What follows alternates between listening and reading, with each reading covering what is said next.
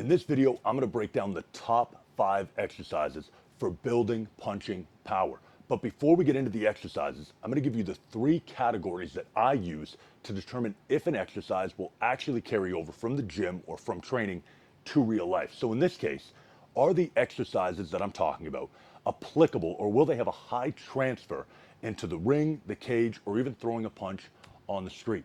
Now, these 3 categories you can use to evaluate any exercise to see if it will have the carryover that you want. So I'm going to break down those categories, and then we'll talk about how they apply to the top 5 exercises and which exercise comes out at number 1. So first, we have, does the exercise match the intensity and the effort of the transfer you want? So with a punch is a high speed, high effort, full explosion, whole body movement. Feet, legs, core, shoulders, all the way out to your hand, everything works. Now, if we were to take a little bit of a silly example, but a tricep extension or a shoulder press, they work muscles that are involved in punching. And a tricep set can get really hard, a shoulder press can get really hard, but you aren't able to apply a whole body effort and full intensity into those exercises the way you could if we were talking about a sprint or a box jump or burpees. So in terms of matching whole body intensity and full effort, or how well it matches the intensity and effort of the movement, that's the first category. The second category is how closely does it mirror the position that you'll be doing in the activity you want transfer to. Things like bench presses. Everybody in the gym loves to bench press, and bench presses are cool. But what you notice if you see a guy who does a ton of benching, when they go to throw a punch, if they haven't trained very specifically for it, is instead of throwing their punch straight out, their arm comes up and they punch almost as if they're dumbbell pressing or barbell pressing, obviously with just one hand. I haven't seen anybody punch like this. But they go to the position where they know they're strongest. Their body automatically looks for the position where they're going to generate the most power. So in terms of exercises, you want to choose exercises that mimic the position as tightly as possible, so that when you're tired, when you're adrenaline dumping, when you're in the middle of a fight and you need the strongest punch you can, it's the technically correct position. And now the third and final piece that I'm using to evaluate these exercises is how close it matches neurologically. And this is similar to the physical position. But what I mean here, if you look at a jerk, like an Olympic jerk, where people clean the bar, drop down, explode, split their feet and catch it overhead, that looks like a whole body intense explosive movement, which it is. Somewhat mimics the position of throwing a punch, where your elbows are in, your feet are fairly close together. It's not a terrible idea, and a lot of people do that to build explosive power. But if we look at the neurological lineup, it's not far off. Let me explain. So a punch starts from your legs, you drive up, twist through your core, apply out through your shoulders and arms, boom, and you extend. Seems similar to the jerk that Olympic lifters do, which is highly explosive. The difference is, once they have that drive, they then move their feet and they move under the weight. They move away from it to get to full extension. Whereas with a punch, neurologically, you're doing all the same things. You're driving from the floor up through your legs, core, shoulders, out to your hands, but you're moving in. You're moving towards the target. You're bringing your body with you to hit the target, and you're trying to maximize the range on your punch. You're trying to get that as far out as you can while staying in position. You're not getting to here and moving back away from it to get it a tiny bit faster. So the neurological link there is missing. Now, with all of those categories, with those 3 categories, I'm gonna give you the top 5 exercises that people recommend for punching power, and I'm gonna rate them for each. So here we go with number 1. So what we have first is a landmine press or a jammer press, typical barbell up in the corner. You can see in this picture, world champion, heavyweight, great, Anthony Joshua hitting this exercise, and it's really common, and for good reason. So if we look at matching the intensity and effort, out of 3, I would give this a 2.5. With weights, you always have to decelerate a little bit near the top to not lose control of it. But you can really apply some power into this exercise, so I'd give it a 2.5 out of 3, matching intensity and effort. Next, in terms of the position you're in, I'm actually gonna give it a 1.5. People really like this exercise because you can start in your fighting stance, hands up, and you're exploding out from there. But you can't finish the movement on a jammer. You end up here. You can't get the full extension of a punch, and you're really leaned back into it because of that. You have to stay balanced on your back foot to drive that weight and stop at the end of that extension with your fist vertical. So I'm going to give it a 1.5 there. And then the third category, the neurological matching or the neurological pattern and similarity, I would actually give this a 3. As long as you're not overloading the weight where you have to step back to be able to control it or step away from it to balance, you can mimic the exact motion of a punch neurologically up through your body really, really well. So overall, not surprising this is a common exercise and recommended for fighters. Outside of the finish position, dynamite exercise. Next up, we have the classic chopping wood demonstrated by the GOAT himself, Muhammad Ali. Now, this is a phenomenal exercise. I love the old school nature of it. So in terms of our categories, for intensity and effort, 3 out of 3, absolutely perfect. You can accelerate completely down into the wood, or if you're using a sledgehammer, onto a tire. Absolutely phenomenal for whole body effort and explosive power. In terms of position, I'm going to give this a 1.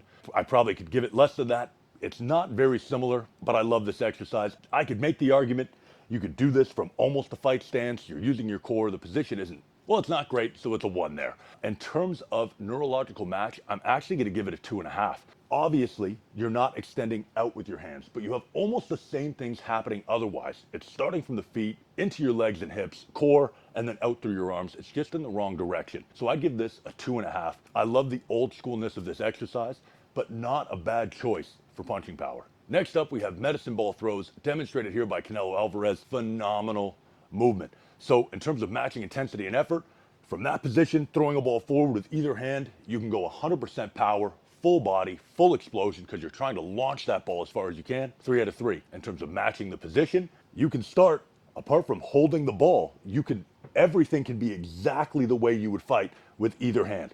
So again, 3 out of 3. Neurological link, again, a 3 out of 3. This is almost an impossible exercise to beat. In terms of carryover to punching power, absolutely excellent exercise. There might be things that tie it, but I can't personally think of anything better than that, or that would beat it on any of these 3 categories. All right, next up, we have rotational abs. And there's a little video of our model for this one, Rocky Balboa. This hurts me to say because I love Rocky. I don't think I would care about combat sports at all if I hadn't been raised on Rocky with my grandfather, but let's get into this one. Intensity and effort, I'm going to give it a 2. I'm doing that as a little bit of cred to Rocky, because you can try hard, you can get most of your body working. We'll go 2 out of 3 for that. In terms of position, obviously a 0. It is nowhere close to the position you'd want to be throwing punches in, doing almost any type of rotational ab work, especially on a sit-up board. And then in terms of neurological match, it's a 0. Again, rotational stuff is something people love when it comes to combat sports, and I'll make some more videos about this detailing in the future, but power doesn't come from your abs, from your core, from your trunk. It's meant to translate movement. It's meant to stay rigid and apply the force upwards that your legs are generating so it doesn't get lost as it transfers into your upper body. It's generally a waste of time, although it looks great in a montage.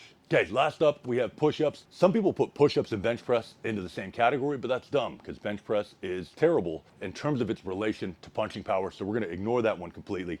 Just talk about push-ups, demonstrated here by Arthur Beterbiev, who has, if you haven't seen it, his push-up routine it goes viral every week. For good reason, it's absolutely nuts. But if we're just talking push-ups, I want to talk about explosive push-ups. So maybe if you're not very strong yet, that means just driving to the top as fast as you can.